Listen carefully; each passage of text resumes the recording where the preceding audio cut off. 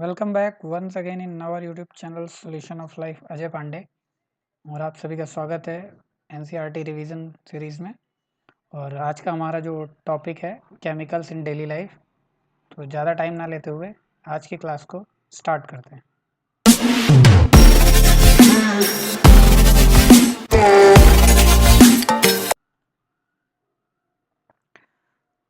तो चलिए हमारा जो पहला टॉपिक है कि केमिकल्स इन डेली लाइफ। तो आपने देखा होगा कि हमारी जो डेली लाइफ है उसमें कई सारे जो हम प्रोडक्ट या जो भी ऑब्जेक्ट हम इस्तेमाल करते हैं वो कहीं न कहीं केमिस्ट्री से इन्फ्लुएंस हैं, उससे इफ़ेक्टेड हैं। और इसके कई सारे बेनिफिट्स भी हैं। जैसे अगर आप देखते हैं explosive fuels, rockets, propellants, building material, electrical equipment और बहुत सारे जो आप डेली लाइफ में देखते हैं। तो केमिस्ट्री हमारे चारों तरफ है और हम कहीं न कहीं केमिस्ट्री से चारों तरफ से कंडक्टेड हैं। Following chemicals are used in daily life. जैसे कि हम बात करते हैं तो फाइबर्स को हम देखते हैं। Fiber are made from fibers and these are the basics three types. First one is natural fiber, synthetic fiber और synthetic fiber. अगर बात करते हैं तो नेचुरल फाइबर को हम प्लांट फाइबर, एनिमल फाइबर और मिनरल फाइबर में भी डिफाइन करते हैं। क्लियर?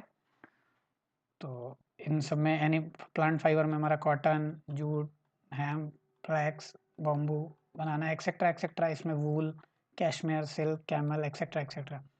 तो ये सारे हमारे देखने को मिलते हैं नेचुरल फाइबर में। अगर हम बात करते हैं तो नेचुरल फाइबर की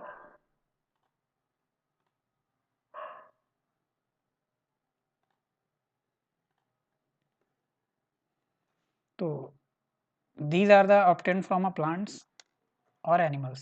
These are biodegradable. Plant fibre consist cellulose और ये किस में यूज़ होते हैं? पेपर और टेक्सटाइल के यूज़ के लिए होते हैं। जैसे अभी मैंने बताया cotton, hemp, jute. Animal fibre की बात करें तो silk worm silk, spider silk etcetera. Semi synthetic fibre की बात करते हैं तो ये हमें कैसे मिलते हैं? नेचुरल फाइबर्स जो कि कुछ केमिकल से मिलते हैं। जैसे rayon is obtained by the chemical treatment of wood pulp and natural fibre. यानी कि जब हम रेयॉन्स को केमिकल ट्रीटमेंट देते हैं तो वुड पल्प जो होता है उससे हमें नेचुरल फाइबर मिलता है। Cellulose is first treated with cold sodium hydroxide and then carbon disulphide to obtain viscose. That's why rayon is sometimes called viscose rayon. तो उससे मिलने की वजह से हम क्या कहते हैं? इसको विस्कस रेयन कहते हैं। फिर हमारा आता है सिंथेटिक फाइबर। तो सिंथेटिक फाइबर की बात करें तो these are obtain from the chemical in laboratories and industries. जैसे कि बात करते हैं तो कार्बन फाइबर, नाइलॉन, पॉलिएस्टर या metallic fibre, silicon, carbide fibre etcetera etcetera. कुछ सिंथेटिक फाइबर्स की अगर हम बात करते हैं और उनके कुछ मोनोमर्स के बारे में देखेंगे और उनका यूज़ क्या होता है। तो जैसे कि अगर हम बात करते हैं नायलॉन का, तो नायलॉन का जो मोनोमर्स है वो हेक्सा मेथाइल नेडियमाइन। इसका फार्मूला जो होता है NH2CH2 का होल 6 NH2।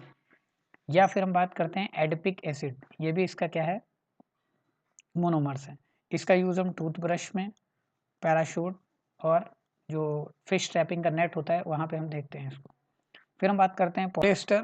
पॉलिएस्टर का जो रहता है डैक्रॉन टेरेलिन और इसका जो मोनोमर होता है एथिलीन ग्लाइकॉल और टेरेप्थेलिक एसिड। इसका जो यूज़ होता है क्लॉथ और होस पाइप के लिए। कार्बन फाइबर की बात करते हैं तो कार्बन ही रहता है और इसका यूज़ हम जो पार्ट्स ऑफ स्पेस व्हीकल्स होते हैं या स्पोर्ट्स आइटम्स होते हैं उसमें हम देखते हैं। फिर हम बात करते हैं ऑर्लोन का। इसको हम सिंथेटिक वूल भी कहते हैं। इसका जो फार्मूला है वो हमारा एक्रोलोनाइट्राइल का होता है जो कि CH2CHCN होता है और इसका यूज़ हम ब्लैंकेट के लिए करते हैं। ठीक है ना? फिर हम बात करते हैं जो हमारी डेली लाइफ में सेकंड मोस्ट यूज़ होता है वो है plastic. Like synthetic fibre, plastic is a polymer. इसका जो अरेंजमेंट होता है इसके लिए यूनिट सेम नहीं होती और कुछ जगह पर ये लीनियर्स भी होते हैं और कुछ जगह पर हम इसका जो स्ट्रक्चर देखते हैं वो क्रॉस लिंक देखते हैं। Plastic can be recycled and it can be reused. Polythene is an example of plastic which is use make polythene bags. आपको पता ही होगा। Plastic which deform easily on heating and bends easily is called thermoplastic. PVC and polythene are some example of thermoplastic. कई बार exam में आता है हमारा thermoplastic क्या है, थर्मोसेटिंग प्लास्टिक क्या है। तो थर्मोप्लास्टिक क्या है? जो इजीली डिफॉर्म हो जाते हैं और उनको बेंड कर सकते हैं। They are use for large scale manufactures of toys, combs and various types of attention. There are some plastic which once moulded can't be softened by heat, यानी एक बार उनको अगर आपने मोल्ड कर दिया हीट करने के बाद तो फिर दोबारा वो कभी भी सॉफ्ट नहीं होंगे। ऐसे हम जो प्लास्टिक होते हैं उनको क्या कहते हैं, थर्मोसेटिंग प्लास्टिक कहते हैं। और इसका जो बेस्ट एग्जाम्पल है बेकेलाइट और मेलामाइन। ठीक है ना, चलिए नेक्स्ट देखते हैं हमारा। Bakelite is a poor conductor of heat and electricity. It is used in making electrical switches, handles of various utensils. Melamine is a versatile polymer और इसका जो यूज़ होता है resistant to fire and greater ability to tolerate heat and then other plastic। यानी कि क्या होता है कि हीट को टॉलरेट कर सकता है, इसलिए हम मोस्टली क्या यूज़ करते हैं, मेलामाइन यूज़ करते हैं। The clothing of fire extinguisher is coated with melamine plastic which makes them fire proof. तो जो हमारा फायर एक्सटिंग्विशर होते हैं उसकी जो कोटिंग करते हैं वो किससे करते हैं, मेलामाइन प्लास्टिक से करते हैं, क्योंकि ये फायर प्रूफ होते हैं। Plastic is a poor conductor of heat and electricity, so electric wire are covered with plastic and the handles of cooking utensil are made of it. Teflon की बात करते हैं। It is a special plastic on which oil and water do not stick, जिसपे पानी या तेल जो है वो उस पर स्टिक नहीं होता है, ऐसे को हम क्या कहते हैं, टेफ्लॉन कहते हैं। इसका यूज़ जो होता है adhesive coating on cooking utensils के लिए होता है। ठीक है ना, फिर हम बात करते हैं ड्रग्स की। तो ड्रग्स जो है हमारे मेडिसिन की तरह हम देखते हैं, तो ये लो मॉलिकुलर मासेस होते हैं। Some drugs which are use in diagnosis, prevention, treatment of disease are called medicine, उनको मेडिसिन के लिए कहते हैं। कुछ इंपॉर्टेंट थेरेपेटिक एक्शंस के बिहाफ पर हम ड्रग को क्लासीफाइड करते हैं। तो जो एंटी पैरेटिक्स होते हैं वो क्या होते हैं, anti means against, pyretics means pertaining to fever. These drugs are use in reduce fever, जब फीवर आ जाता है तो उस टाइम पर हम एंटी पैरेटिक्स मेडिसिन लेते हैं। They bring down body temperature at the time of high fever, जब हाई फीवर होता है तो ये उसको कम कर देते हैं। जैसे कि हमारा एस्पिरिन, क्रोसिन, आइबुफ्रीन, पैरासीटामोल, ये तो आपने बहुत इंपॉर्टेंट सुना ही होगा, एनाग्लिन, नोवाग्लिन एक्सेट्रा। एनाल्गेसिक्स जो होता है वो these are use to reduce pain without causing impairment of consciousness, mental confusion और some other disturbance of nervous system. तो क्या होता है कि जब हम पेन को रिलीव करने के लिए कोई भी मेडिसिन लेते हैं तो उन्हें हम क्या कहते हैं, एनाग्लेसिक्स। जैसे इसमें भी हमारा aspirin, paracetamol, morphine etcetera etcetera देख सकते हैं। फिर हम बात करते हैं एंटीबायोटिक्स, ये आपने सुना ही होगा, डेली लाइफ में बहुत सारे लोग लेते होंगे। Chemical inhibit growth even kill the micro organism, क्या करते हैं, जो ग्रोथ होती है माइक्रो ऑर्गेनिज्म को, उनको रोकता है और जो उनको मारता भी है। These are obtained from microorganisms and used to destroy the other microorganisms. Penicillin was the first natural antibiotics discovered by Alexander Fleming in 1928. Penicillin fungus से मिलती है हमको। Aminoglycosides and ofloxacin are bactericidal killing antibiotics. Erythromycin, tetracycline and chloramphenicol and bacteriostatic, ये सारे antibiotics हैं। Antiseptic की बात करते हैं तो ये भी क्या करते हैं, ग्रोथ ऑफ माइक्रो ऑर्गेनिज्म को प्रिवेंट करते हैं और kill them, but are not harmful to living tissues.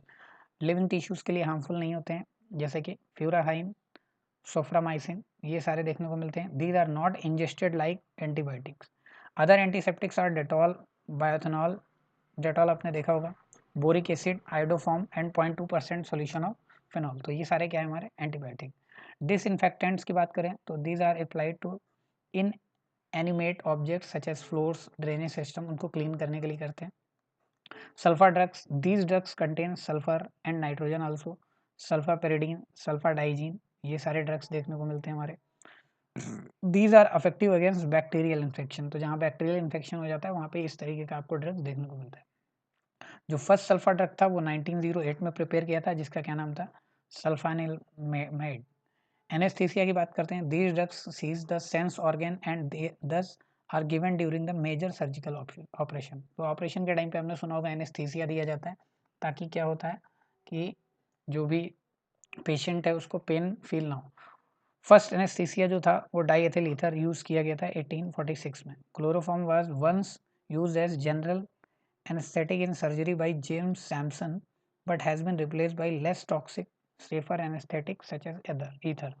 तो पहली बार में क्लोरोफॉर्म यूज़ किया गया, लेकिन उसके बाद देखा गया कि बहुत ज़्यादा टॉक्सिक है, इस वजह से ईथर जो कि लेस टॉक्सिक था उसको यूज़ किया गया। और भी बहुत सारे होते हैं, diazepam, halothane, nitrous oxide etcetera. Antacids की बात करते हैं तो दीज ड्रग्स आर रिड्यूस और neutralise the acidity in stomach. Metal hydroxide such as aluminium and magnesium hydroxide do not increase the pH एवं न्यूट्रलिटी. तो पीएच बढ़ जाता है कई बार, तो उसको नहीं बढ़ने देता है, इस वजह से हम एंटासिड्स का यूज़ करते हैं. ठीक है ना. बेटर एंटासिड्स कौन सा है? Sodium hydrogen carbonate. Soaps and detergent की बात करते हैं तो these are the cleansing agent. They help in removal of fats which bind other materials to the fabric और skin. Soaps are the sodium और potassium salt long chain fatty acid. तो ये important है, लॉन्ग चेन फैटी एसिड्स होते हैं. जैसे example की बात करें, stearic acid, oleic acid and palmitic acid. These are obtained from the petroleum product. इनको कहाँ से मिलते हैं? पेट्रोलियम प्रोडक्ट से. टाइप्स ऑफ सोप्स की बात करते हैं तो toilet soaps, floating soaps, transparent soaps, medicated soap.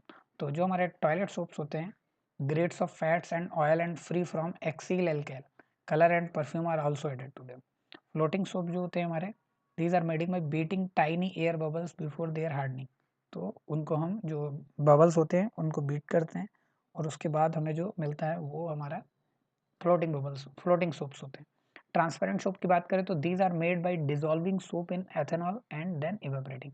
तो उसको पहले हम एथेनॉल डिजॉल्व करते हैं और उसके बाद उसको इवेपोरेट करते हैं, तो उससे जो हमें मिलता है वो क्या है? हमारा ट्रांसपेरेंट सोप्स.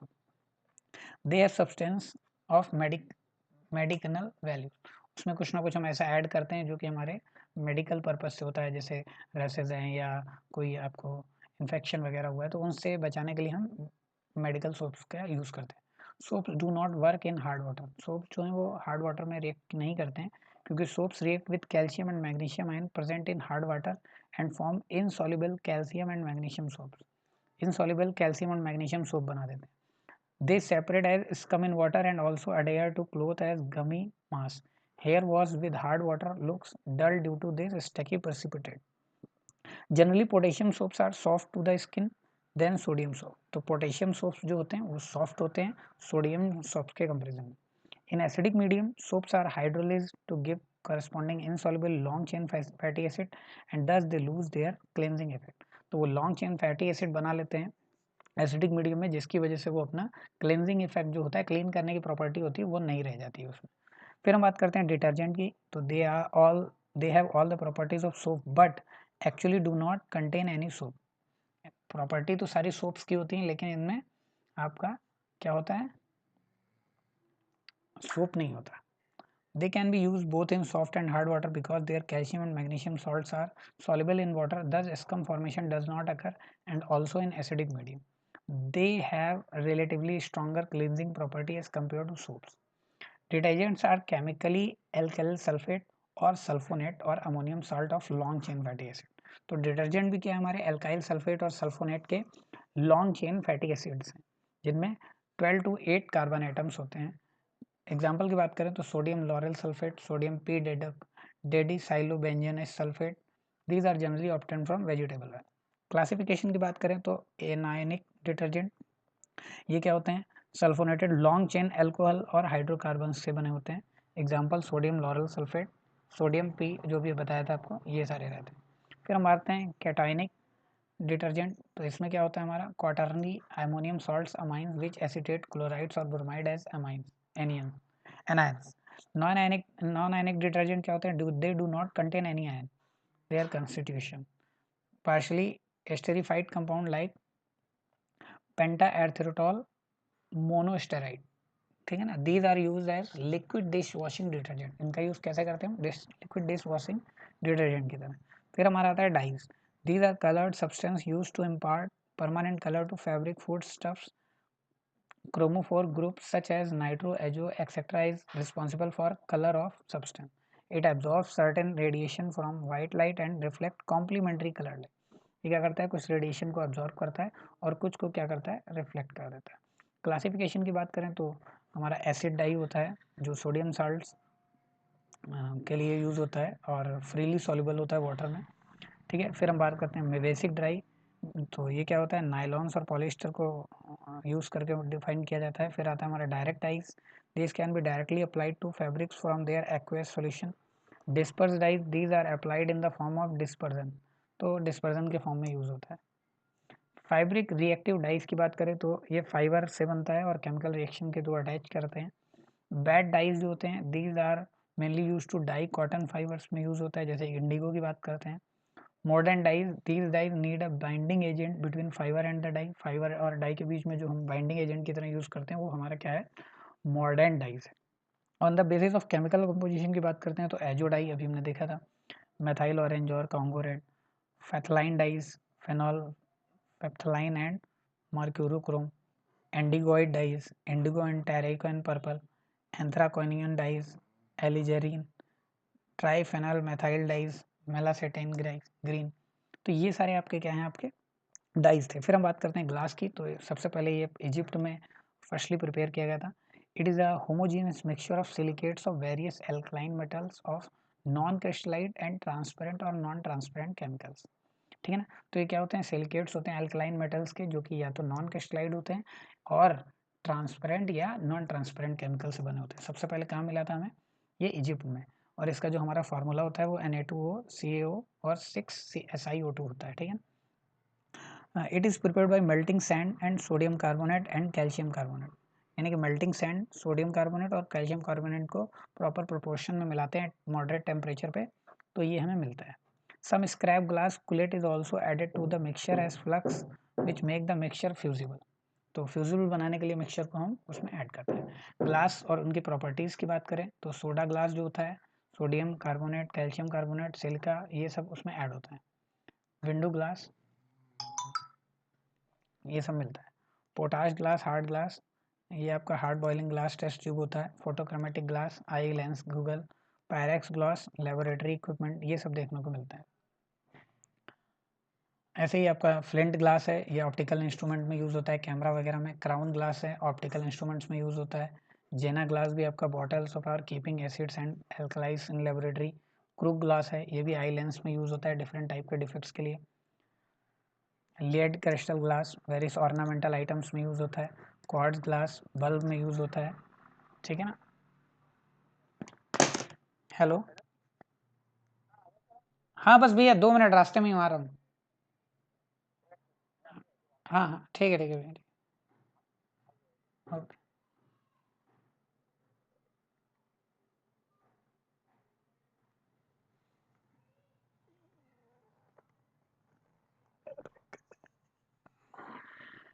फिर आता है हमारा एनीलिंग ऑफ ग्लास। इसमें हम क्या करते हैं, अलाउ कूल करते हैं स्लोली, स्टेडली और मॉडरेटली। वैल्यू स्लोली करते हैं तो ओपेक बन जाता है, वेरी रैपिडली करते हैं तो ब्रिटल और फ्रजाइल हो जाता है। कलर्ड ग्लास की बात करें तो इस तरीके से आपको देखने को मिलता है। यहाँ पे देखिएगा ये, तो कलर आपको पता है कार्बन का जो है वो ब्राउनिश ब्लैक होगा, अगर सब कैडमियम सल्फाइड है तो येलो होगा, कोबाल्ट ऑक्साइड है तो डीप ब्लू होगा, कार्पस ऑक्साइड है तो गिल्टर रेड होगा, क्यूप्रिक ऑक्साइड है तो पिकॉक ब्लू, सेलेनियम ऑक्साइड है ऑरेंज रेड, फेरिक ऑक्साइड है तो ब्राउन। ये इस तरीके से मिलता है आपको। ठीक है ना। Water glass is basically compound of sodium silicate, और जिसका वाटर ग्लास का फार्मूला जो होता है Na2SiO2 होता है। ये कैसे प्रिपेयर करते हैं, सोडियम कार्बोनेट को सिलिका के साथ जब हीट किया जाता है और ये वाटर में सॉल्युबल होता है। ग्लास वूल की बात करें तो ये इंसुलेटिंग मटेरियल होता है। Fibre glass arrange into a texture similar to wool, उसमें हम मिलाते हैं। ये टेंसाइल स्ट्रेंथ जो होती है वो ग्रेटर होती है स्टील से। सीमेंट की बात करें तो सबसे पहले first introduced in England, Joseph Aspdin ने 1824 में इसको देखा था। It is also called Portland cement because in resemble in with natural limestone quarried in the isle of Portland. तो वहाँ पे मिलाया गया था, इस वजह से हम इसको क्या कहते हैं, पोर्टलैंड। फर्टिलाइजर्स की बात करते हैं तो these are commercially produce plant nutrient fertiliser increase the fertility of soil by supplying nitrogen, phosphorus, potassium, other nutrients. तो ये सारे क्या होते हैं, वेजिटेटिव ग्रोथ के लिए हेल्दी होते हैं। टाइप्स ऑफ फर्टिलाइजर तो नाइट्रोजनियस फर्टिलाइजर जो अमोनिया से मिलते हैं, अमोनिया से ड्राइव किए जाते हैं। Ammonium sulphate, calcium ammonium nitrate, urea बहुत इंपॉर्टेंट है, 46% जो होता है इसमें नाइट्रोजन होता है। ये पीएच ऑफ सॉइल को अफेक्ट नहीं करता। यूरिया प्रिपेयर्ड कैसे की जाती है, 125 टू 150 डिग्री सेल्सियस पे जब अमोनिया को हीट करते हैं कार्बन डाइऑक्साइड के साथ, 8.5 डिग्री एटमॉस्फेरिक प्रेशर पे, तो ये हमें मिलता है। ठीक है। फास्फेटिक फर्टिलाइजर, ये लाइम और ट्रिपल सर्कोसाइड से पास होते हैं। पोटेशियम क्लोराइड, पोटेशियम नाइट्रेट से मिलते हैं। In this fertiliser 16 to 20% P2O5 exist होता है। थॉमस स्लैग जो होता है 14 टू 18% होता है P2O5 का। और it is a by product of steel industry, steel industry से जो बाई प्रोडक्ट निकलता है वहाँ वो होता है इसमें। पोटाश फर्टिलाइजर्स की बात करते हैं तो potassium chloride, potassium nitrite and potassium sulphate are example of potash fertiliser. Nitrogen phosphorus fertiliser की बात करते हैं तो these are the supply of nitrogen phosphorus of the soil, ठीक है ना। NP fertiliser include calcium super phosphate nitrate, ये करता है। फिर हमारा आता है एनपीके, इसमें क्या हो जाएगा, नाइट्रोजन फॉस्फेट और पोटेशियम भी हो जाता है आपका। फिर हमारा था केमिकल्स इन फूड, तो केमिकल हम देखते हैं फूड्स में कैसे आर्टिफिशियल स्वीटनिंग एजेंट्स कई सारे मिलाते हैं उसको स्वीट टेस्ट बनाने के लिए, ठीक है ना। जैसे sugar in foods beverage etcetera, जैसे saccharine, एस्पार्टमेम, सक्रालोज, एलिटेन। Saccharin is also known as the sulfobenzyamide is the first popular artificial sweetening agent। तो फर्स्ट आर्टिफिशियल स्वीटनिंग एजेंट क्या है, saccharine. Aspartame is unstable eight cooking temperature so only use in cold foods and soft drink. तो एस्पार्टमेम जो होता है वो हमारा किस में यूज होता है, सॉफ्ट ड्रिंक्स में या कोल्ड के लिए यूज होता है। Alitame is a high potential sweetener and more stable than aspartame. Sucralose is stable at cooking temperature. Food preservative की बात करते हैं, it is protect food against bacteria, yeast, moulds. Antioxidants की बात करते हैं तो they inhibit the oxidation of other molecules etcetera. Dietary supplements के लिए हमारा यूज़ होता है, इसका जो होता है हमारा कॉस्मेटिक इंडस्ट्री और फूड इंडस्ट्री में देखने को मिलता है। तो आज की क्लास में इतना ही। थैंक यू एवरीवन, पढ़ते रहिए, मस्त रहिए। जय हिंद, जय भारत।